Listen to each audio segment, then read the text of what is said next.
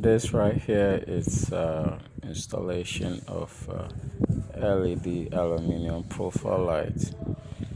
Before you set off to do your profile light or before you install them, you will need a laser level. Then you will take measurements.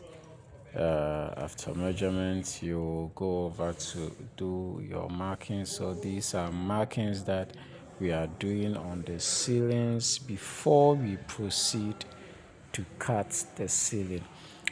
Basically, there are two ways of doing that, and today it's a cut. We are going to cut it, but before that, it's measurement, and then making sure that your measurements are exactly how it is or is supposed to be, and stuff like that.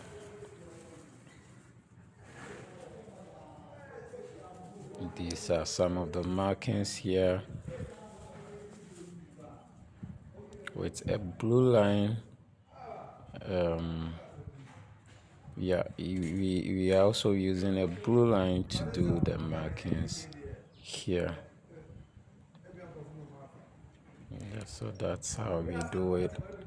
There's a plasterboard ceiling, and so you need to know that LED aluminum profile light is specifically for plasterboard ceiling.